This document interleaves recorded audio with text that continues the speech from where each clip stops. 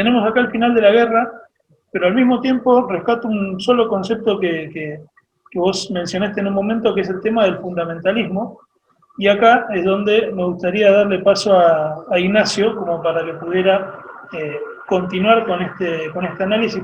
¿Por qué?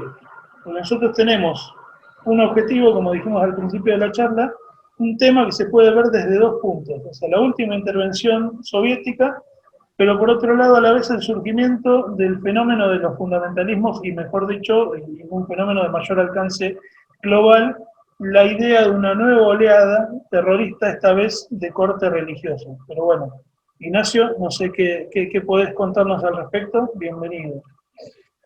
Bueno, primero, bueno, gracias por el pase. Y retomo algunas cosas, voy a retomar de donde dejó Laura. Me parece más conveniente para después ir llegando a la actualidad. Y dar algunos elementos de análisis más allá de lo ocurrido bélicamente desde el 2001 para acá. Después de la caída, digamos, de la Unión Soviética en Afganistán, de la pérdida del control, van a surgir otros temas. Por un lado, Afganistán es el productor, y siempre lo fue, el productor número uno de opio a nivel mundial, y por lo tanto, de heroína, o mejor dicho, de amapola, donde se extrae la heroína.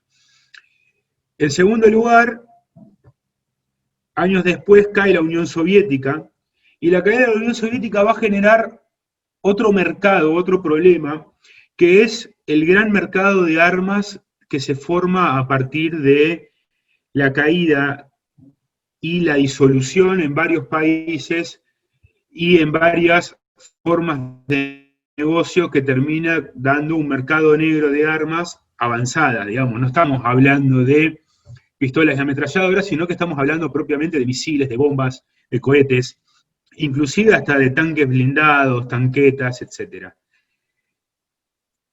El mercado negro de armas, el mercado negro de lo que fue el opio o la heroína, para después la producción de la heroína, mejor dicho, son dos herramientas que van a empezar a tener los actores que están alrededor o en la órbita de lo que fue la ex Unión Soviética.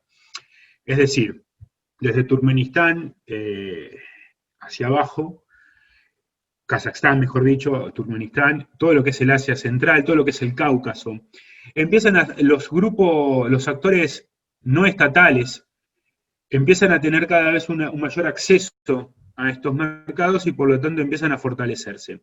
Uno de los que va a fortalecerse, o en nuestro caso particular, digamos, porque podríamos hablar de un sinnúmero de actores, podríamos ir a la guerrilla chechena, si queremos. Pero para no hacerlo muy extenso, vamos a retomar lo que Laura dijo. Los mujahidines, primero que la guerra, algo que me olvidé de acotar, pero esta guerra de la Unión Soviética en Afganistán, normalmente la estudiamos como una guerra interestatal, es decir, entre dos países, pero cuando nosotros vemos los hechos, como los nombró Laura, lo que observamos es la invasión de un Estado y la lucha de actores no estatales contra ese Estado. Los mujahidines no eran los representantes de Afganistán.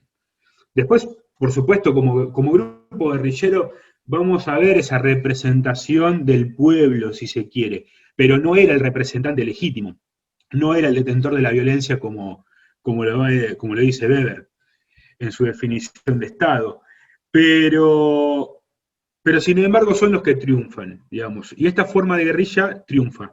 Estos mujahidines, que son varios, y se forman a partir primero de tribus en Afganistán y en segundo lugar a través de conexiones privadas de combatientes extranjeros que van a ir a Afganistán a luchar con los mujahidines.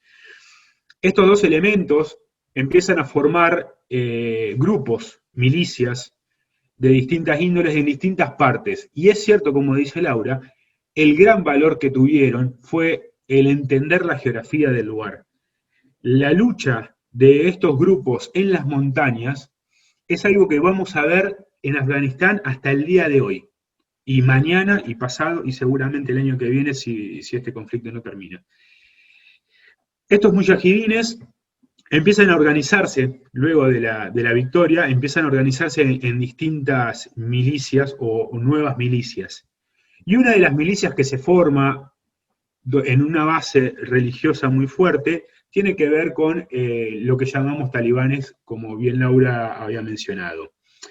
Los talibanes fueron combatientes irregulares entre el 78 y el 94, más o menos, y a partir del 94 es cuando se forma ya de lleno este grupo que combina, o que combinaba, su versión guerrilla con un fuerte fundamentalismo islámico.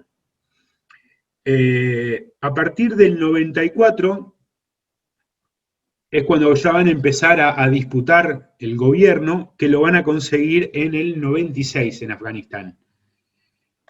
A partir de acá se forma un Estado Islámico afgano, que va a ser un problema para grandes potencias.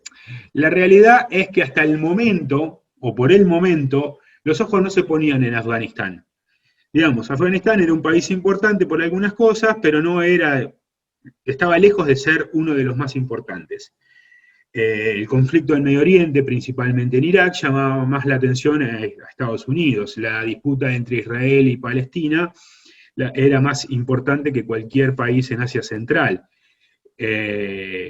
Rusia, o mejor dicho, la herencia de la Unión Soviética estaba con sus propios problemas. Europa estaba consolidándose como la Unión Europea. También los años 90 eran unos años donde el neoliberalismo, las relaciones comerciales, las relaciones económicas comenzaron a tener otro impacto. China no era lo que es hoy, claramente.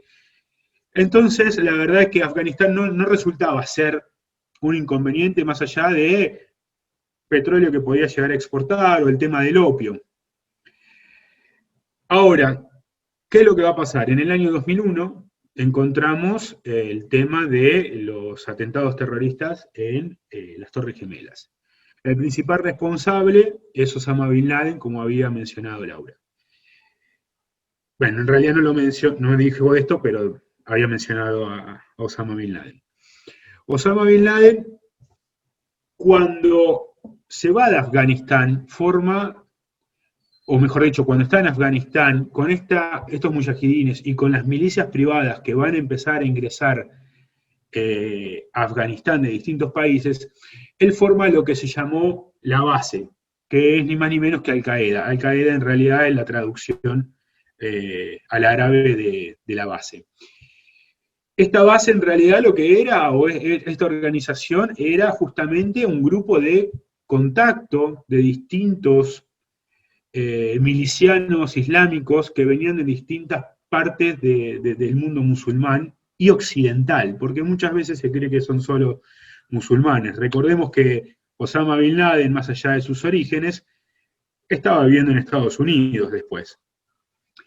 Las acciones, o gran parte de las acciones de Osama Bin Laden también se concentraban en Estados Unidos, entonces tampoco era que esto pertenecía exclusivamente al mundo musulmán. La cuestión es que los atentados del 2001 y Al-Qaeda tomándose la atribución de haber sido quien los ejecutó, Estados Unidos necesita reaccionar. Estados Unidos necesita reaccionar porque es la primera vez, luego desde los ataques a Pearl Harbor, que tiene un ataque directamente en su territorio. Y si queremos comparar los ataques de Pearl Harbor con esto, bueno, Pearl Harbor fue en Hawái, en una isla lejos del territorio continental. Mientras que acá impactaba directamente, pero no solo impactaba directamente en el territorio continental, sino que impactaba en uno de los principales centros económicos mundiales y en uno de los principales símbolos del capitalismo, que eran las Torres Gemelas. Además de los otros aviones que, bueno, el avión que supuestamente iba a la Casa Blanca que se derribó, bueno, el del Pentágono. Entonces, esta serie de atentados terroristas que se da el 11 de septiembre del 2001 es lo que le da a George Bush, hijo, la potestad de tener que mostrar el ataque frente a los autores de estos hechos. Entonces se decide la guerra en Afganistán, en la cual va a solicitar una alianza internacional, principalmente van a participar algunas potencias europeas, Australia, y cuando digo potencias europeas me refiero a Gran Bretaña. España, si no me acuerdo, ahí no sé si me estoy confundiendo con Irak. La cuestión es que Estados Unidos en muy poco tiempo logra derribar y sacar del poder a los talibanes que lo habían logrado en el 96. Y a partir de este... ¿Cómo? ¿Te puedo hacer una pregunta? Sí, por favor. ¿Sí? Entonces, Sí. ¿podríamos decir que hay una relación directa entre Estados Unidos en la Guerra Fría, que fue uno de los que financiaron todo el tema de los mujahidines y tal, con Al-Qaeda y el resto de terrorismo islámico que han ido surgiendo después, como el Daesh?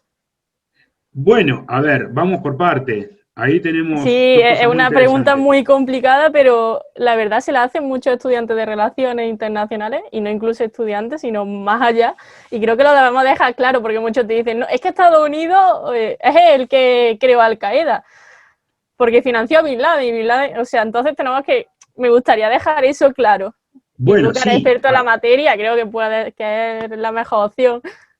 Sí, y no es el único caso en el que eso surgió. A ver, en la Guerra Fría había una gran discusión entre la CIA, o la Central de Inteligencia, y el resto de las agencias norteamericanas, porque el objetivo número uno durante la Guerra Fría para Estados Unidos siempre fue ir en contra del comunismo y de todas las formas subversivas que Estados Unidos consideraba cercanas al comunismo, no solamente el comunismo. ¿Por qué digo esto? Porque el caso más conocido, más allá de Al-Qaeda, es el que se da en Irak. Saddam Hussein, en realidad, es apoyado por Estados Unidos desde el inicio para llevar adelante la guerra contra Irán, porque el Ayatollah Khomeini en realidad lo que hace es cortar todo tipo de vinculación entre Irán y Estados Unidos, se acerca mucho más a la Unión Soviética y a China, se aleja totalmente del escenario occidental, y a partir de ahí, digamos, el apoyo durante los 80 a Saddam Hussein en la guerra entre estos dos países es claro y evidente. Después, es Estados Unidos quien va a ir en contra de Saddam Hussein en las dos guerras del Golfo.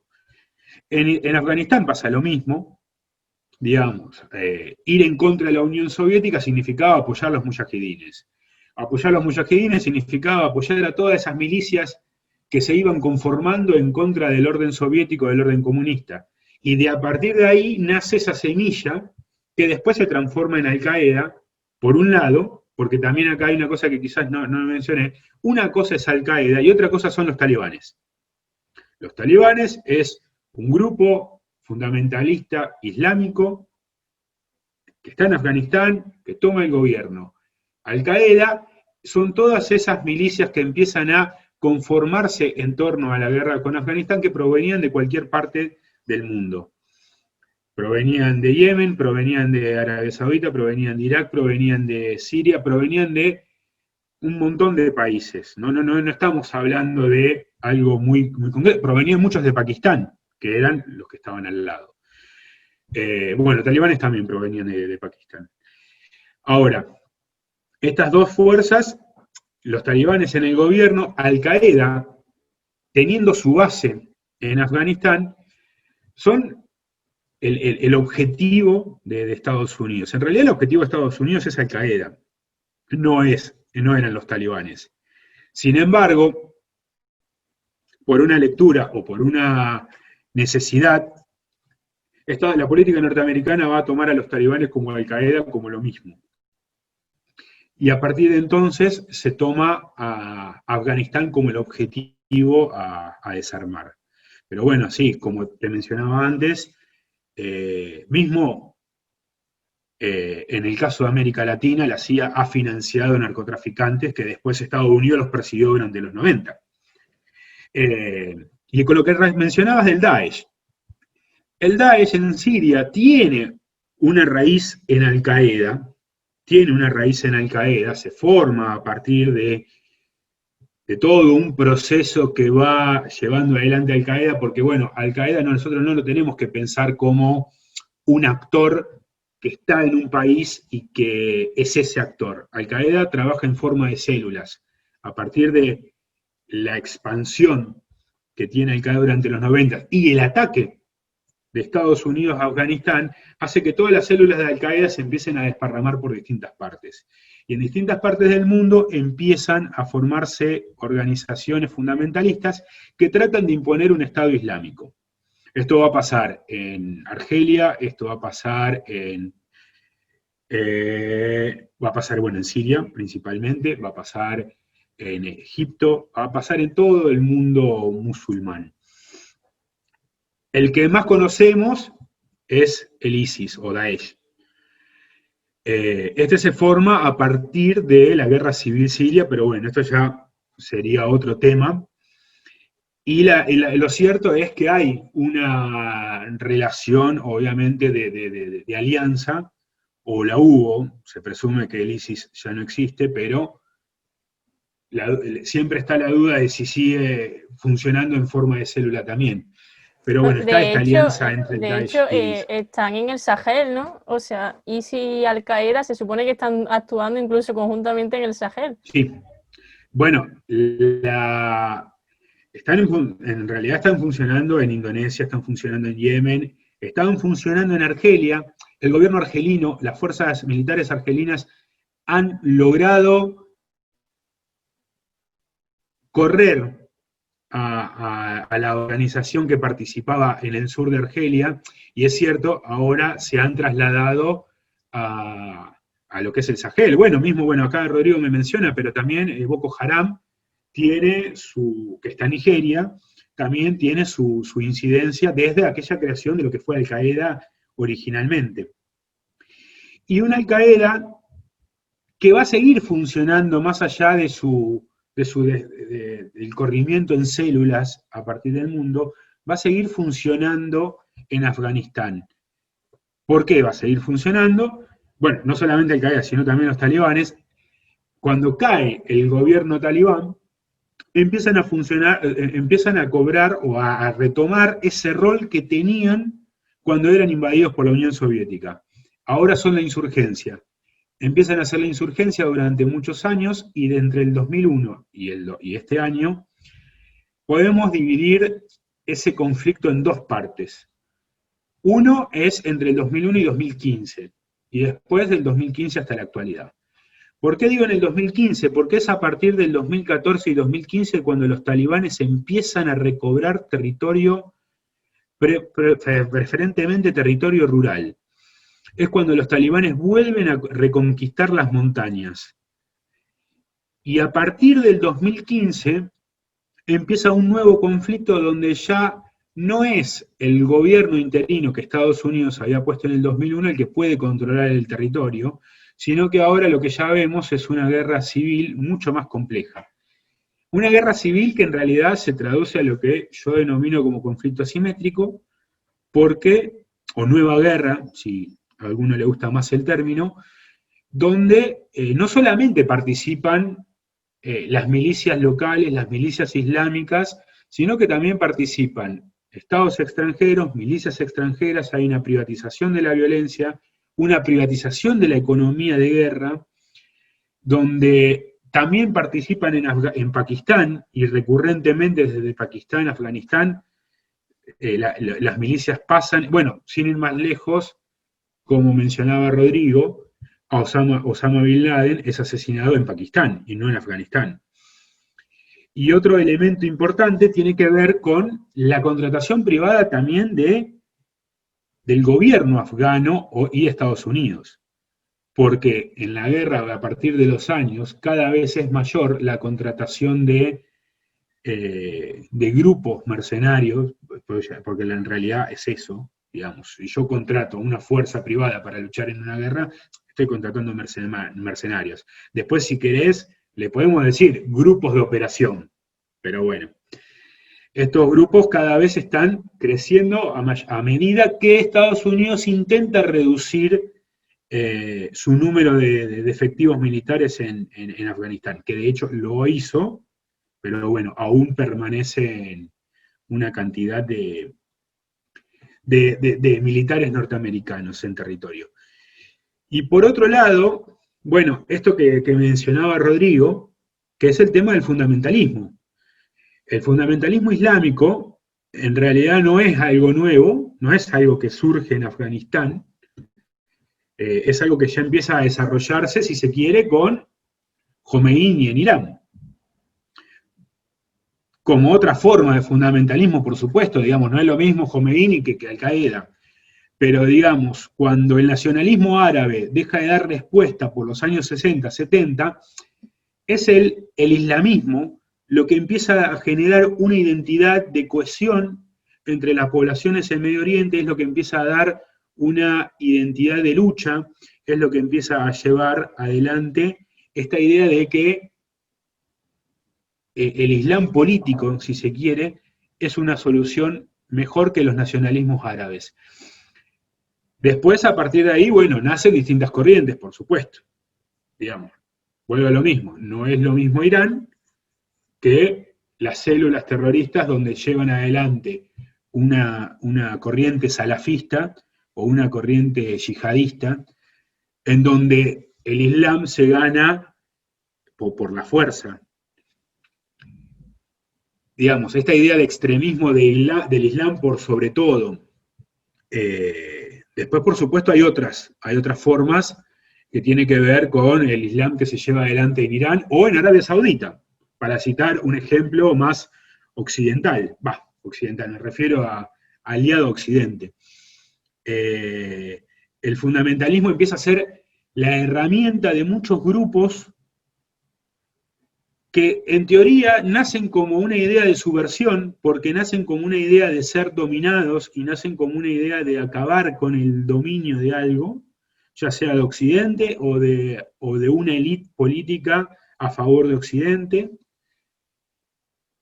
pero que después, en el correr del tiempo, varios fundamentalismos o algunos grupos fundamentalistas, y principalmente Al-Qaeda, empieza a hacer el uso del terrorismo como principal elemento de lucha. Digamos, y esto no solamente por los atentados en Estados Unidos, sino por otros atentados en embajadas en África, como una era Kenia, no recuerdo la otra, varios atentados que se empiezan a cometer por otras organizaciones en Medio Oriente, como Hezbollah, Hamas, Al-Fatah. Al-Qaeda es, si se quiere, la organización que por lo menos a partir del año 2001 vamos a ver como ese centro de alianza entre varias organizaciones que están desparramadas en el mundo. Tanto en el Magreb, en el Sahel, en Medio Oriente, como en el extremo sudeste asiático, porque no olvidemos que también en Indonesia y Filipinas están estas organizaciones. Bien, bueno, creo que como siempre Ignacio ahí metiendo las palabras bien claras. Yo una sola cosa que quería agregar, como para ya ir también dando por ahí cierre al encuentro, es esta idea que cuando uno lee las noticias actuales sobre todo el conflicto en la zona de Afganistán, y también sobre Pakistán, vuelve a aparecer otra vez y con fuerza desde el año 2019 la posición de Rusia como negociador en una salida pacífica entre Estados Unidos y Afganistán, y aparecer otra vez ese interés de Rusia no tanto en recuperar territorio o en extender su influencia sobre el territorio, sino en proteger precisamente sus límites, sus áreas fronterizas frente a posibles desbandes que se generen si es que esto termina efectivizándose, o sea, el retiro total de las tropas norteamericanas de la zona, y a su vez esta idea de ver la densidad que tiene de actores, de conflictos, de problemáticas, y el tiempo que lleva, nos hace pensar, o al menos a mí me hace pensar, en plantear la posibilidad digamos, de volver a resignificar o incluso volver a pensar en el famoso gran juego, ese gran juego del siglo XIX, en donde el actor principal era el Imperio Británico de entonces, que moldeó también a gusto estas regiones y con sus objetivos específicos que vos también mencionaste en un momento con el tema del opio. Así que creo que cuando uno analiza esta región, a mi entender, desde la geografía, que es de donde provengo yo, desde las relaciones internacionales, tiene una importancia fundamental para entender el porqué de los conflictos estos que permanecen y que se van expandiendo como fenómeno global desde hace ya por lo menos 150 años. Así que, nada, eso. Ya en algún momento había tenido la idea de escribir algo sobre el nuevo gran juego, creo que es algo que nunca dejó de estar, ¿no? en la escena de las relaciones internacionales. Bueno, solamente aportar eso. Bueno, y para aportarte a tu aporte, entender también las contradicciones, o mejor dicho, que lo que pasa en el discurso o lo que pasa en las ideas, en la legalidad, siempre se disputa con la política, digamos. La forma de hacer política a veces no sigue las reglas de juego. Y esto es el caso del opio. Mientras vemos en América Latina un gran número de guerras contra el narcotráfico que son financiadas prácticamente por Estados Unidos, principalmente en Colombia y en México, por otro lado tenemos el mayor productor de opio, que está en Afganistán, y que mientras los años del gobierno interino, quienes se hacían valer de ese opio era justamente este gobierno. Entonces, ¿dónde está la vara para medir cuándo, digamos, se trafica legalmente o cuándo se trafica ilegalmente? Si se quiere pensarlo de esa forma. Las formas de financiamiento, así como en los 80, Estados Unidos permitió que Nicaragua pudiera entrar al negocio de la cocaína para financiar a los contras contra el gobierno sandinista, digamos, acá en Afganistán pasa algo similar.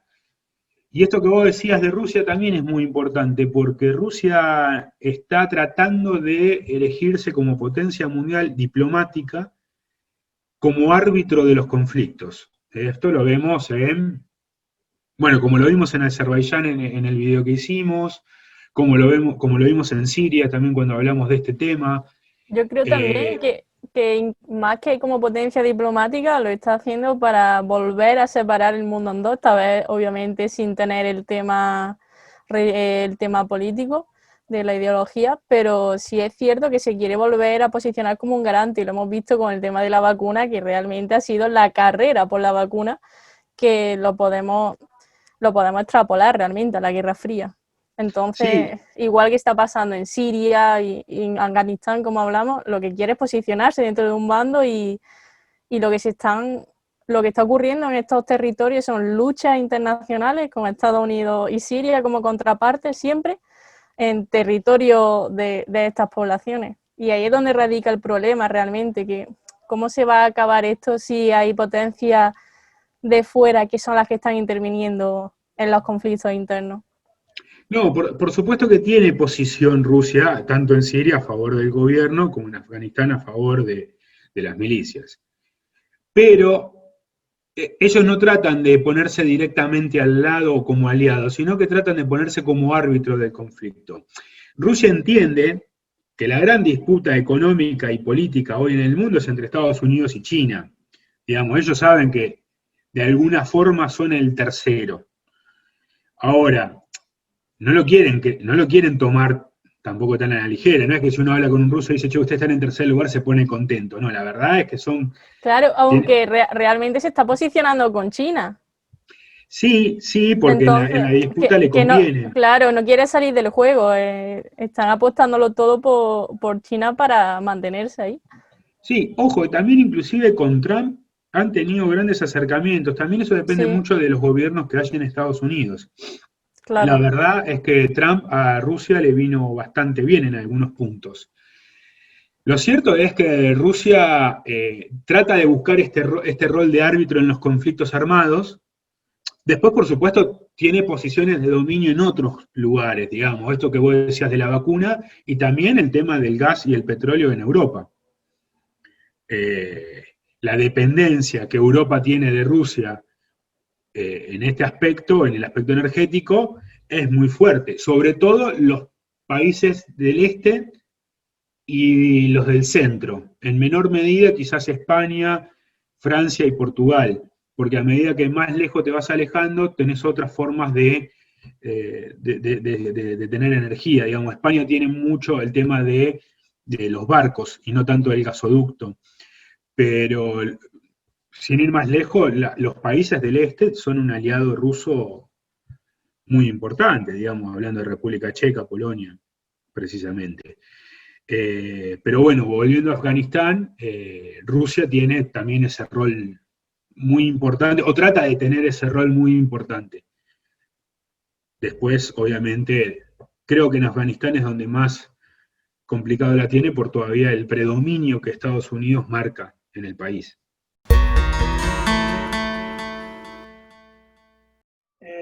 Y bueno, y sí, claramente el tema da para seguir hablando más y da para seguir abriendo otros ejes también, porque Afganistán creo que del tablero internacional hoy es uno solo, es un solo territorio donde se están dando estas disputas y queda clara también la referencia que vos decías de la carrera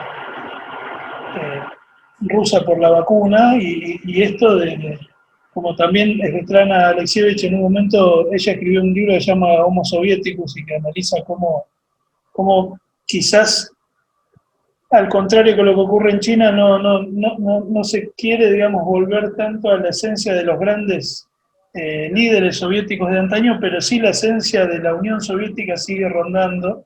Entonces, por ahí la intención de Rusia en la actualidad es volver a ser Unión Soviética sin ser la Unión Soviética, o sea, totalmente transformado, algo que en China por ahí, si bien el cambio de sistema ya es irreversible, sigue habiendo cierta especie de culto a la personalidad en la figura de Mao, y bueno, son dos procesos inversos. Sí. Así que bueno, la verdad que estuvo bueno el encuentro, y bueno, desde ya agradecidos por poder hacer esta colaboración. Gracias a todos los que nos vean en España, y bueno, invitamos a que se sumen a ver la página de Relacionate y Punto, y también invitamos a que se sumen al canal de Un Espacio Geográfico, que quién sabe próximamente tengamos un poquito más que un canal de YouTube, pero bueno, ese será un capítulo del año 2021 si es que el COVID o la vacuna no nos liquidan antes. Así que ya que estamos con todas teorías así de este tipo de cuestiones. Así que bueno, la verdad que gracias por participar. Gracias a vosotros por invitarnos. Y bueno, seguimos en contacto, Así que bueno. Muchas gracias, como siempre, y un gusto en conocerlas. Muchísimas gracias.